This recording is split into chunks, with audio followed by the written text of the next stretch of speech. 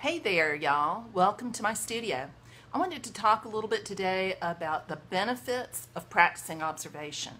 It's something I feel really strongly about. And what I mean by practicing observation is the idea of standing directly in front of what your painting subject is. And you don't even have to be a painter, but standing in front of an object, a subject, or a plane, and looking closely, not just glancing, but seeing deeply. And what I mean by seeing deeply is that you are present in the moment, that you shut out other distractions, and you pay very, very close attention to what you see. Shut down the monkey mind that tries to tell us that we are seeing specific things and instead paying attention to the patterns of light and dark, to the colors, to the light moving across the surface. Our monkey mind is there to keep us safe when we are out wandering in the world, but it is this little nattering voice that tells us really absurd things like all tree trunks are brown, all leaves are green, we must draw the sun yellow. Those are things that are constructs in our mind that are substitutes for what our eyes really see. So we have to practice the art of seeing and allowing what our perception is taking in to really be completely processed by our brain. So the benefits of doing that, whether you're a painter or just an observer of the world, for one thing, you will begin to see more the more you look. It's one of those almost absurd ironies that if you look closely, you will notice more and more distinct differences and more relationships between things. You'll begin to see connections that you didn't see at first glance. So seeing deeply allows you to see more. Another thing that is a real benefit of practicing observation is you'll feel a much stronger connection, not just to the thing you're looking at, but to the rest of the whole world.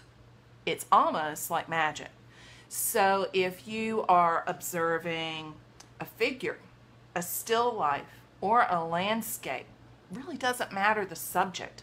The more you look, the more connection you'll build between yourself and that subject. That's an important thing for our culture.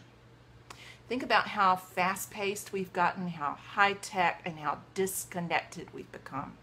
Part of that is because, in spite of our being able to connect right now through a smartphone, part of that is we spend too much time looking at our devices, our phones, our computers. That does not inspire connection. It inspires a somewhat artificial connection. We need to be present in the moment with what we're looking at, not looking at it through a device that both distances us and acts as a filter for what we're looking at. So turn off the devices a little bit more often and get out there and really look, really see. Try seeing more deeply to become more connected. You'll become more connected to the rest of society, but also more connected to the natural world. And that's really important. When you're connected to the natural world, you become more aware of the passing of the seasons, of the connection of the weather to the seasons, to the patterns of light that repeat from season to season. You'll become more connected to the place that you're occupying. The place that we are, whether it's California, South Carolina, Maine, Canada, wherever, the place that we are, the geography that we are in, impacts the way that we interpret the world. So we are impacted by the patterns that we see overhead, by the patterns of the landscape that we move through. When we become disconnected from that by not observing, then we begin to have an internal disconnect that's hard to satisfy.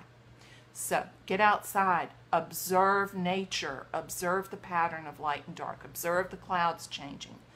One of the things that I've noticed over years of watching the same area over and over again is that the cloud patterns repeat, the weather repeats.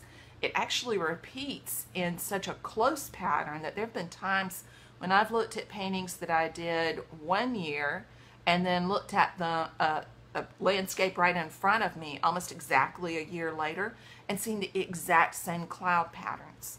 So there is a cycle to nature that you don't become aware of until you're out there observing it. So get out and start observing it. The other thing that I want you to think about is that it's a never-ending source of entertainment as well. You know, the light changes all the time. So you could go out and look today and have a totally different show tomorrow. So strongly urge everybody to begin practicing those observation skills. It'll develop your ability to see. The more you see, the more you'll see. And when you practice observation skills, it'll also affect your own memory banks as well. You'll be able to remember more. It's amazing how those two things are connected.